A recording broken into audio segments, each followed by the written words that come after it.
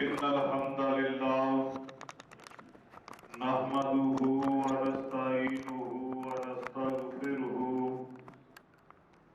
ونعوذ بالله من شرور أنفسنا ومن سيئات أعمالنا من يهده الله فلا مضل له ومن يضلل فلا هادي له أشهد أن لا إله إلا الله وحده لا شريك له وأن محمدا عبده ورسوله اللهم صل على محمد وعلى آل محمد كما صليت على إبراهيم وعلى آل إبراهيم إنك حميد مجيد اللهم بارك على محمد وعلى آل محمد كما باركت على إبراهيم وعلى آل إبراهيم إنك حميد مجيد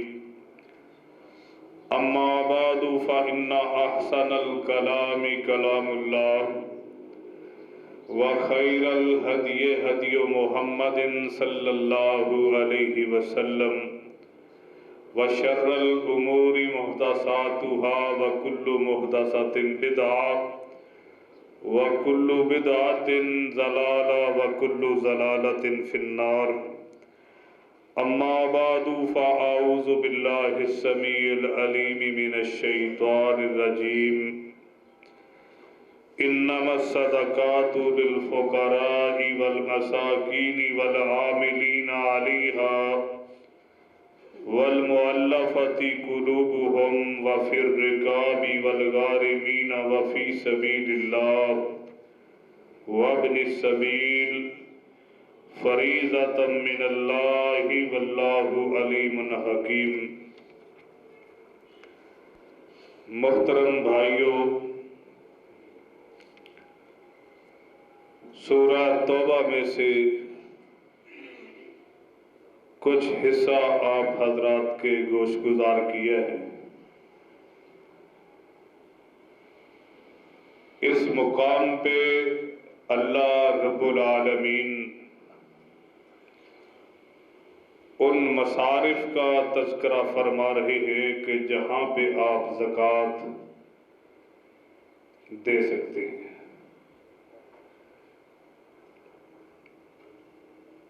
کیونکہ زکوٰۃ جو ہے اللہ رب العالمین فرما رہے ہیں فریضۃ من اللہ، یہ اللہ کی طرف سے ایک فریضہ ہے۔ کچھ احباب یہ سمجھتے ہیں، بلکہ سننے کو بھی ملتا ہے، جی ہم سارا سال ہی کبھی حساب نہیں کیا، زکوٰۃ دیتے ہی رہتے ہیں۔ تو یہ رویہ، یہ سوچ، یہ بالکل غلط ہے۔ اللہ رب العالمین نے وہ جگہ بتا دی جہاں پہ آپ زکوٰۃ لگا سکتے ہیں۔ گزشتہ خطبہ جمعہ میں یہ بات عرض کی تھی، 7.5 تولے سونا، 52.5 تولے چاندی یا اس کے برابر مال تجارت اگر آپ کے پاس ہے، وَحَالَ عَلَيْهِ الْحَوْلُ، اور اس پہ سال گزر جاتا ہے، تو سال کے بعد 2.5% اس میں سے زکوٰۃ دی جائے گی۔ اور یہ فریضۃ من اللہ، یہ اللہ کی طرف سے فرض ہے، اس کی ادائیگی لازم ہے۔ اس کا باقاعدہ حساب کرنا، اس کو مینٹین کرنا، یہ بڑا ہی ضروری ہے۔ تو یہ وہ جگہ ہیں جہاں پہ آپ زکوٰۃ لگا سکتے ہیں۔ تو پہلے 2 جو مصارف ہیں اللہ رب العالمین فرماتے ہیں انما الصدقات للفقراء والمساکین، زکوٰۃ جو ہے یہ آپ فقیروں اور مسکینوں کو دے سکتے ہیں۔ فقیر اور مسکین ہر اس شخص کو کہا جاتا ہے جو اپنی بنیادی ضروریات کو پورا کرنے میں خود کفیل نہیں ہوتا۔ بنیادی ضروریات جب تک لوگ اس کے ساتھ تعاون نہ کرے وہ پورا نہیں کر سکتا، وہ فقیر اور مسکین ہے۔ اب سوال یہ پیدا ہوتا ہے کہ جب یہ دونوں ایک ہی تھے تو پھر قرآن نے فقیر کا الگ تذکرہ کیا ہے، مسکین کا الگ تذکرہ کیا ہے، ایک ہی بار اللہ پاک ذکر کر دیتے تو اس میں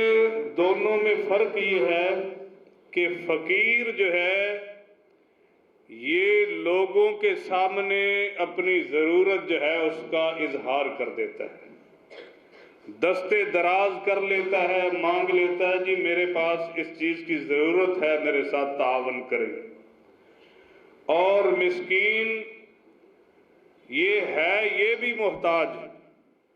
یہ بھی اپنی بنیادی ضروریات پورا کرنے میں خود کفیل نہیں ہوتا، لیکن یہ اپنی خودداریت کی وجہ سے لوگوں کے سامنے ہاتھ نہیں پھیلاتا۔ اس کو میں نے اور آپ نے خود تلاش کرنا ہوتا ہے کہ یہ بندہ کون سا ہے۔ تو فقیر پہلے نمبر پہ فقیر ہیں، دوسرے نمبر پہ مسکین ہیں جن کو آپ زکوٰۃ میں سے تعاون کر سکتے ہیں۔ اگر آپ کے پاس 7.5 تولے سونا ہے یا 52.5 تولے چاندی ہے یا اس کے برابر مال تجارت آپ کے پاس موجود ہے، یہ منیمم ہے، جتنا زیادہ ہوگا تو پھر اس ایوریج سے آپ 2.5% آپ نے اس میں سے ادا کرنا ہے۔ تو پہلے نمبر پہ فقیر ہیں، دوسرے نمبر پہ مسکین ہیں، اور تیسرے نمبر پہ اللہ رب العالمین فرماتے وَالْعَامِلِينَ عَلَيْهَا، محکمہ زکوٰۃ کے ملازمین، چونکہ یہ اللہ کی طرف سے فریضہ ہے تو ظاہری بات ہے اس کے لیے ایک باقاعدہ محکمہ ہوگا۔ اگر خلافت کا نظام موجود ہو، شرعی نظام ہو، خلیفۃ المسلمین ہو، جیسا کہ رسول اللہ صلی اللہ علیہ وسلم کے دور اطہر میں جب ریاست مدینہ قائم ہوئی تو آپ علیہ السلام باقاعدہ عاملین کو بھیجا کرتے تھے، احادیث میں موجود ہے۔ نبی صلی اللہ علیہ وسلم جو عاملین زکوٰۃ لینے کے لیے جاتے آپ ان کو حکم فرماتے بھی ان کو نہیں بلانا، ان کے ڈیروں پہ، ان کے کھیتوں میں جہاں پہ ان کا مال اسباب موجود ہے وہاں سے لے کے آئے۔ تو جس طرح ہمارے ہاں مختلف سرکاری محکمے ہیں، ٹیکس کے لیے FBR ہے، FI ہے، دیگر ادارے ہیں، اگر شرعی نظام ہو، خلافت موجود ہو تو اسلامی ریاست میں رہتے ہوئے لا الہ الا اللہ محمد رسول اللہ پڑھنے والوں پہ ٹیکس نہیں ہے کسی قسم کا۔ اسلامی ریاست میں وہ افراد جو غیر مسلم ہوں گے وہ جزیہ ادا کریں گے جسے ٹیکس کہا جاتا ہے، اس میں سے وہ جو ہے اس کے بدلے میں اسلامی ریاست غیر مسلموں کی جان، مال، عزت آبرو کی محافظ ہوگی۔ تو یہاں پہ چونکہ پوری دنیا میں اس وقت کہیں بھی کسی بھی خطے میں خلافت کا نظام موجود نہیں ہے، لہذا یہ مصرف جو ہے فی الحال موجود نہیں، کہیں بھی رسول اللہ صلی اللہ علیہ وسلم کے زمانے میں تھا،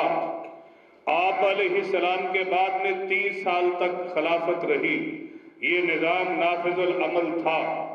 تو اگر آنے والے وقت میں کہیں ایسا ہوتا ہے دنیا میں کسی خطے میں اگر خلافت قائم ہوتی ہے تو زکوٰۃ کے محکمے کے جتنے افراد ہیں وہ سرکاری طور پہ زکوٰۃ کو اکٹھا کریں گے، ٹیکس معاف ہوگا، زکوٰۃ کی ادائیگی ہوگی، وہ جو ملازمین ہوں گے ان کی تنخواہیں اس مال میں سے ادا کی جائیں گی۔ یہ تیسرا مصرف ہے زکوٰۃ لگانے کے لیے۔ اور اللہ رب العالمین فرماتے ہیں وَالْمُؤَلَّفَةِ قُلُوبُهُمْ، چوتھا مصرف، چوتھی جگہ جہاں پہ آپ زکوٰۃ دے سکتے ہیں وہ ہے تالیف قلب کے لیے، ایسے افراد، ایسے لوگ جن کو آپ سمجھتے ہیں کہ اسلام کے بڑے قریب آ چکے ہیں اگر آپ ان کے ساتھ تعاون کریں گے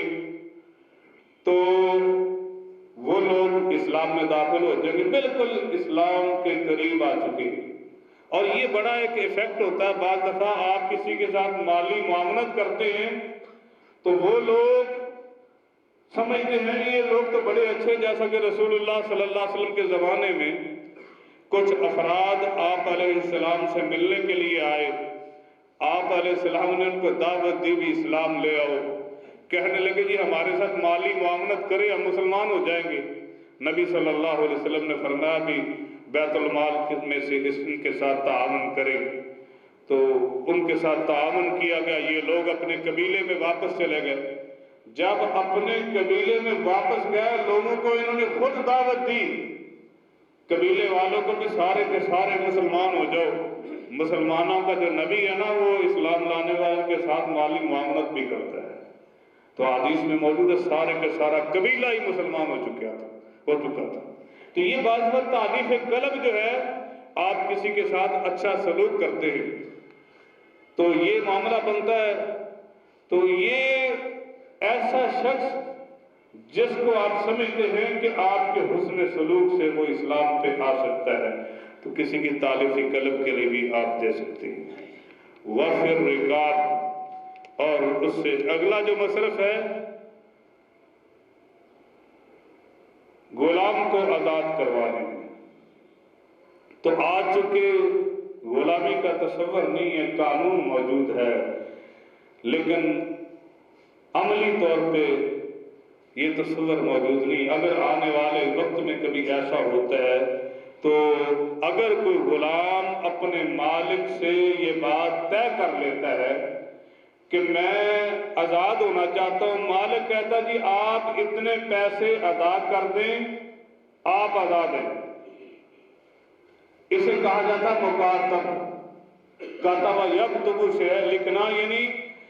لکھا جاتا ہے، تحریر لکھ لی جاتی ہے، مالک کہہ دیتا ہے بھی تو اتنے پیسے محنت مزدوری کر کے کہیں سے بھی کر کے تو مجھے دے دے، میری طرف سے تو آزاد ہے۔ تو ایسے بندے کو جس کی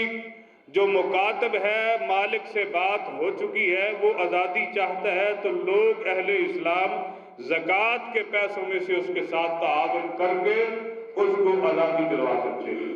یہاں پہ بھی آپ پیسہ لگا سکتے ہیں۔ والغارمین، اور نیکسٹ ہے جی غارمین۔ غارمین سے مراد وہ لوگ ہیں، کسی شخص نے کسی کی ضمانت دے دی، کسی نے پیسے دینے تھے کسی کے، تاوان جسے کہا جاتا ہے، کسی بندے نے کسی کے پیسے ادا کرنے تھے تو اس کے پاس ایک بندہ ظاہر آ جاتا ہے، کہتا ہے یار اسے چھوڑ دو، یہ نہیں دے گا بھاگ جائے گا تو میں ادا کر دوں گا۔ اب آپ نے کسی کی ضمانت دے دی، جب وقت آیا تو وہ بندہ جس نے پیسے دینے تھے وہ موجود نہیں ہے۔ اب جس نے لینے تھے ظاہری بات ہے وہ تو ضامن کو پکڑے گا، بھی گارنٹی آپ نے دی تھی پیسے دو، یا بندہ دو یا پیسے دو۔ اب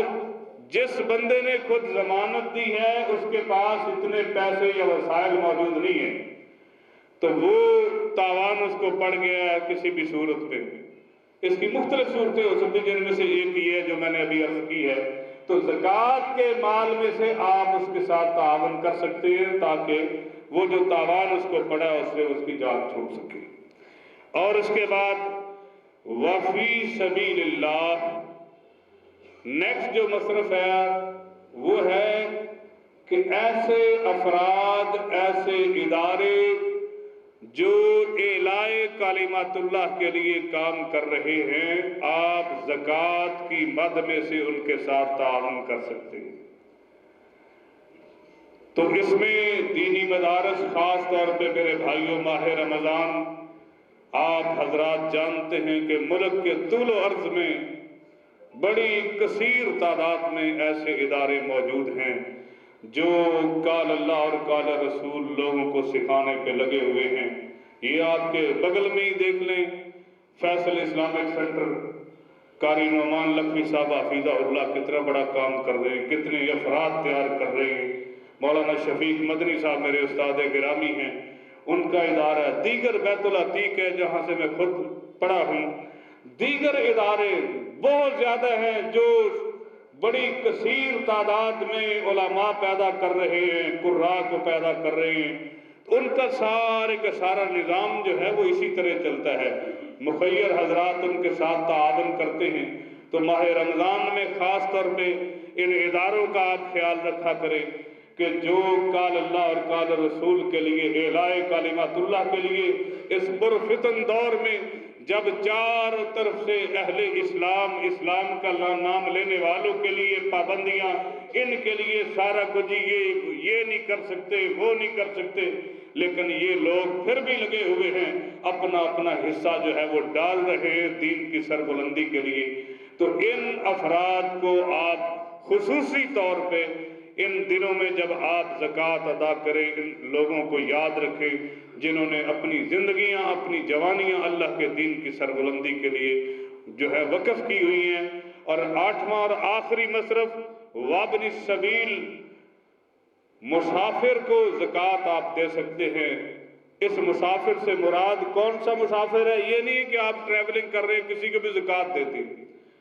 مفسرین نے لکھا کہ وابن السبیل سے مراد شخص ہے جو سفر کر رہا ہے، تو سفر کے دوران کوئی حادثہ پیش آ گیا، کوئی روڈ ایکسیڈنٹ ہو گیا، کوئی اور مسئلہ بن گیا، اگرچہ یہ بڑا امیر ہے، مالدار ہے، صاحب حیثیت ہے، لیکن ہماری جو صورتحال ہے آپ کو پتہ ہی ہے، اللہ سب کو محفوظ رکھے، کسی کو حادثہ پیش نہ آئے۔ حادثہ پیش آتا ہے تو جو سب سے پہلے لوگ آتے ہیں وہ سب سے پہلے آگے جیبیں صاف کرتے ہیں، جو کچھ ملتا ہے یہ ہمارا المیہ ہے، اور پھر باقی جو رہ جاتا ہے وہ ہمارے محافظ نہیں چھوڑتے۔ تو ایسی صورتحال اللہ نہ کرے اگر کسی بندے کے ساتھ پیش آ جاتی ہے کہ وہ مسافر تھا، حالت سفر میں اس کو حادثہ پیش آ گیا ہے، اگرچہ وہ مالدار تھا لیکن اس موقع پہ اس حادثے کی وجہ سے وہ بالکل خالی ہاتھ ہو چکا ہے، تو اس کو اس کی منزل مقصود تک پہنچانے کے لیے فرض کریں آپ لاہور سے تعلق رکھتے ہیں، اللہ نہ کرے کوئی ایسا مسئلہ بنتا ہے اسلام آباد، پشاور، کہیں اور آپ گئے ہوئے ہیں، وہاں پہ اللہ نہ کرے، اللہ محفوظ رکھے سب کو، اگر کوئی ایسی صورت پیش آتی ہے کہ کسی سے رابطہ بھی نہیں ہو سکتا، تو ایسی صورت میں اس مسافر کو اس کی منزل تک پہنچانے کے لیے آپ زکوٰۃ کے پیسوں میں سے اس کے ساتھ تعاون کر سکتے ہیں۔ یہ 8 مصارف ہیں، اور اس کے بعد اللہ رب العالمین فرماتے ہیں کہ فریضۃ من اللہ واللہ علیم حکیم، کہ لوگوں یہ اللہ کی طرف سے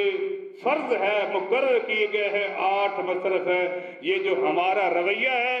جو بھائی سمجھتے ہیں جی ہم تو سارا سال، ہم نے تو کبھی حساب ہی نہیں کیا، ہم تو سارا سال ہی دیتے رہتے ہیں بغیر حساب کے، اپنی کیلکولیشن کر کے، جو مصارف، جو جگہ قرآن نے بتائی ہیں انہی جگہوں پہ وہ پیسہ جو ہے وہ لگانا چاہیے۔ اب سوال یہ پیدا ہوتا ہے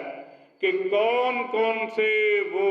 مال ہیں یا وہ کون کون سی چیزیں جن پہ زکوٰۃ نہیں ہے، جن کو زکوٰۃ نہیں لگتی، تو رسول اللہ صلی اللہ علیہ وسلم نے فرمایا، امام بخاری رحمہ اللہ نے اپنی صحیح میں روایت کو نقل کیا ہے، پیارے پیغمبر علیہ السلام نے فرمایا کہ لیس علی المسلم صدقۃ فی عبدہ ولا فی فرسہ، مسلمان کے غلام پہ جو اس کا ذاتی غلام ہے اس پہ بھی زکوٰۃ نہیں ہے،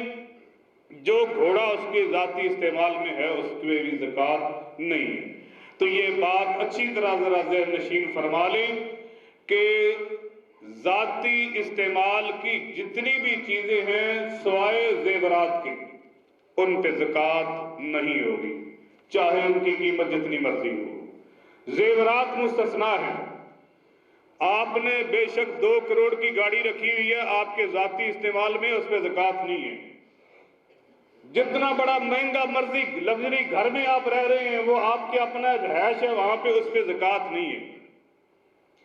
جو چیزیں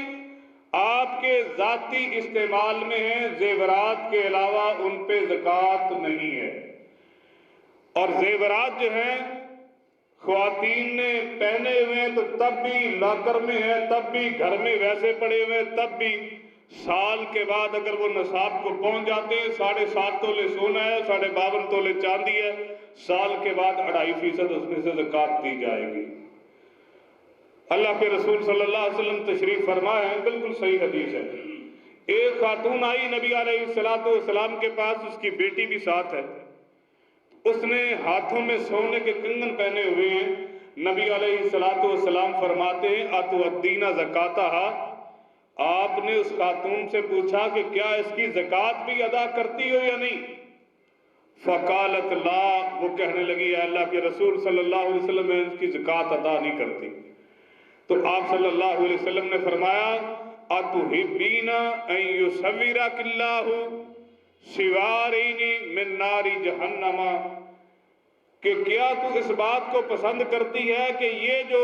کنگن تو نے سونے کے پہنے ہوئے جن کی تو زکوٰۃ ادا نہیں کرتی، قیامت کے دن اللہ تعالیٰ اس کے بدلے میں تجھے جہنم کی آگ کے کنگن پہنا دے۔ تو اس خاتون نے فوراً اتار کے ان کو پھینک دیا کہ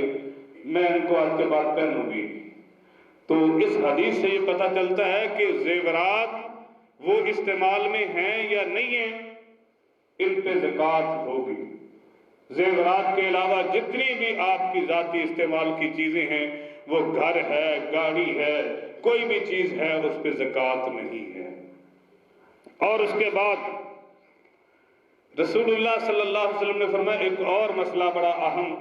کہ ہر بندہ ظاہری بات ہے فکر معاش میں کوئی نہ کوئی کام کرتا ہے۔ ایک آدمی جو ہے اس کا ٹریول ایجنسی ہے، اس کی کسی کی فیکٹری ہے، کسی کا کوئی آفس ہے، اب ان کی زکوٰۃ کس طرح ادا کی جائے گی؟ تو رسول اللہ صلی اللہ علیہ وسلم نے فرمایا لیس علی العوامل زکوٰۃ، آلات تجارت پہ زکوٰۃ نہیں ہے۔ یہ مسئلہ بڑا اہم ہے۔ آلات تجارت پہ رسول اللہ صلی اللہ علیہ وسلم نے فرمایا زکوٰۃ نہیں ہے۔ جو وہاں سے آپ کو پیسہ آئے گا، انکم آئے گی، اس پہ زکوٰۃ ہے۔ مثال کے طور پہ آپ ٹرانسپورٹ کا کام کرتے ہیں، گاڑیاں کروڑوں کی گاڑیاں ہیں، ان پہ زکوٰۃ ہے۔ جو وہاں سے آپ کو ارننگ آ رہی ہے، سال کے بعد 2.5% آپ نے اس ارننگ میں سے زکوٰۃ دینی ہے۔ ایک فیکٹری کا مالک ہے، وہ اس کی مشینری کروڑوں کی، اربوں کی ہے، زمین اربوں کی ہے، تو وہ زمین پہ اس مشینری پہ زکوٰۃ نہیں۔ جو پروڈکشن ہو رہی ہے وہاں پہ را میٹیریل پڑا ہوا ہے، تیار میٹیریل جو پڑا ہوا ہے اس پہ زکوٰۃ ہے۔ گاڑیوں پہ کوئی شخص ہے، اس نے مکان بنا کے، گھر بنا کے رینٹ پہ دیے ہوئے، کروڑوں کا گھر ہے، دکان ہے، کروڑوں کی دکان ہے، اس دکان پہ، اس مکان پہ، اس گاڑی پہ جو رینٹ پہ چل رہی ہے اس پہ زکوٰۃ نہیں۔ جو آپ ارننگ کر رہے ہیں، سال کے بعد کیلکولیشن کر کے 2.5% آپ نے اس میں سے زکوٰۃ دینی۔ بالکل واضح حدیث ہے لیس علی العوامل زکوٰۃ۔ ایک روایت میں سادہ قدم کے الفاظ آتے ہیں کہ آلات تجارت جو ہیں ان پہ زکوٰۃ نہیں ہوگی، جو آپ پیسہ کما رہے ہیں اس پہ زکوٰۃ ہوگی۔ اب یہ ایک بہت بڑا سوال پیدا ہوتا ہے۔ عام طور پہ ایک سٹور ہے، سپر سٹور کا ہے، اس کا مالک ہے، وہ کہتا ہے جی مجھے تو کوئی حساب ہی نہیں رہتا، مال ڈیلی بیسس پہ آ رہا ہے، سیل ہو رہا ہے، سیل پرچیز ہو رہی ہے، تو کیلکولیشن ڈیلی ویجز پہ اس کو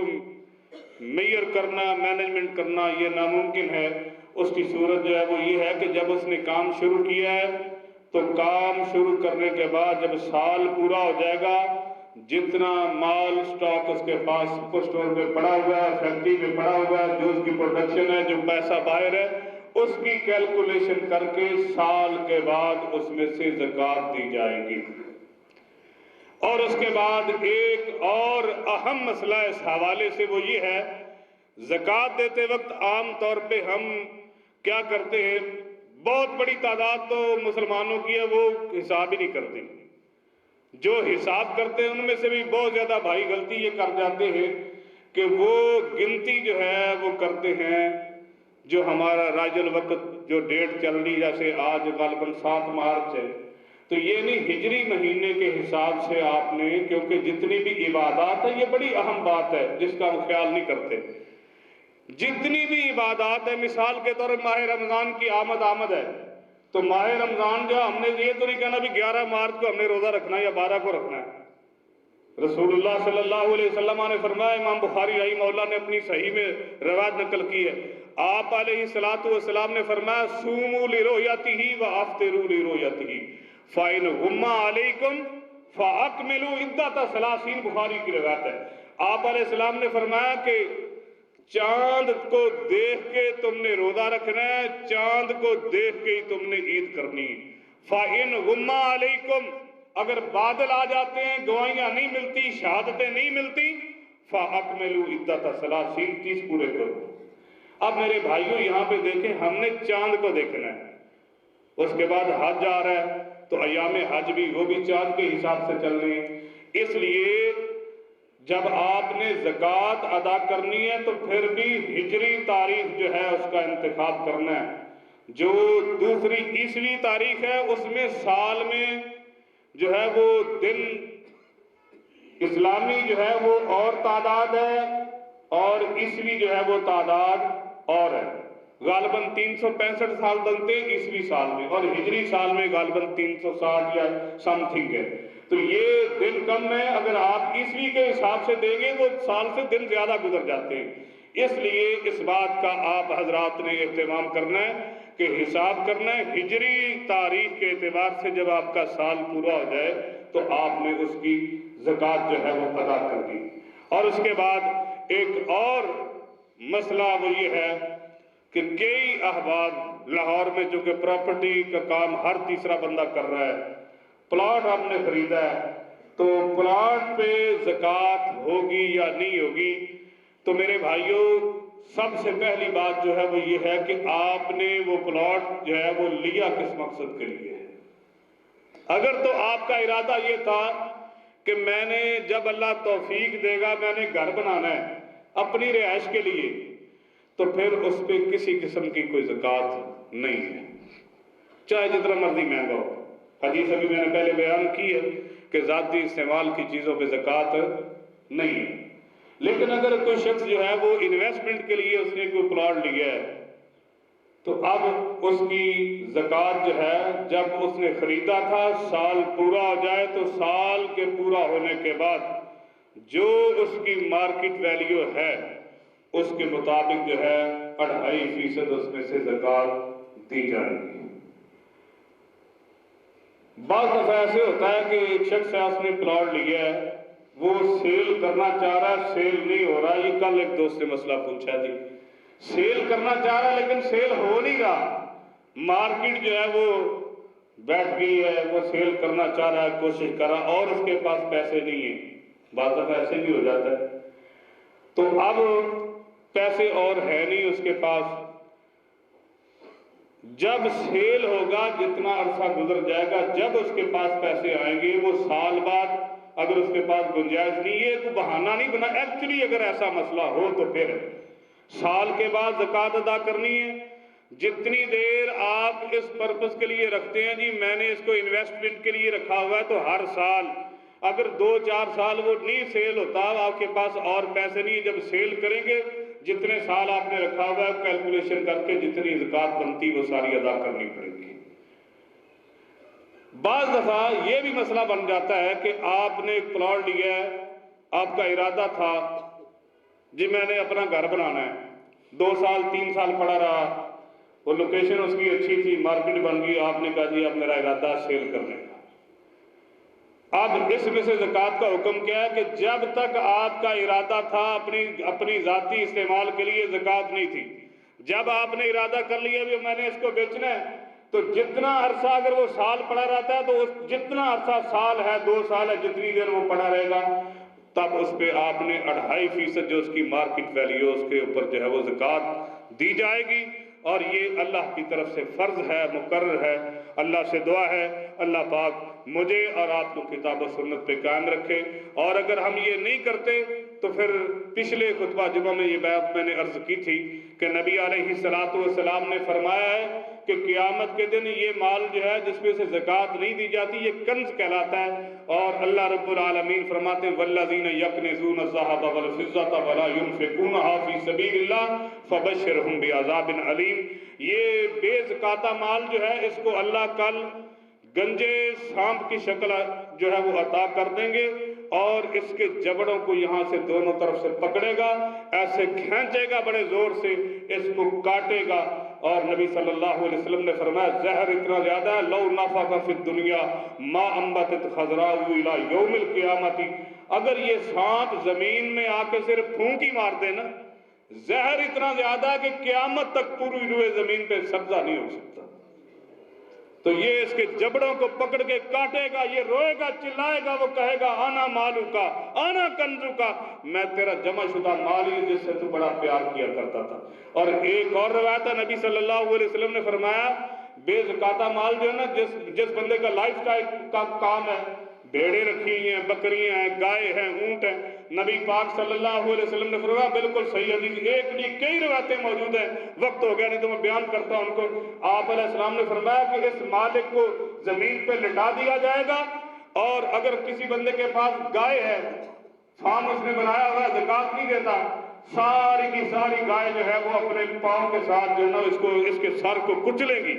زور زور سے، یہ روئے گا، چلائے گا۔ نبی صلی اللہ علیہ وسلم نے فرمایا جب ساری کی ساری گزر جائیں گی نا، ردت اولاہا، پہلے والی دوبارہ پھر جو ہے یہ کنٹینیو رہے گا۔ جس نے اونٹ رکھے ہوئے، اونٹوں میں سے زکات نہیں دیتا تو اونٹ اپنے پاؤں سے اس کو کچلیں گے، گائے اگر رکھی ہیں گائے کچلے گی، بھیڑ بکریاں ہیں۔ تو میرے بھائیو یہ اللہ کی طرف سے فرض ہے، اپنا اپنا حساب کر کے سال جب پورا ہو جائے، رمضان لازمی نہیں ہے، جب آپ نے کام شروع کیے سال پورا ہو جائے اسلامی مہینے کے اعتبار سے اس میں سے زکات ادا کریں۔ اللہ سے دعا ہے اللہ پاک مجھے اور آپ کو زندگی شان والی، موت ایمان والی نصیب فرمائے۔ وآخر دعوانا الحمدللہ رب العالمین۔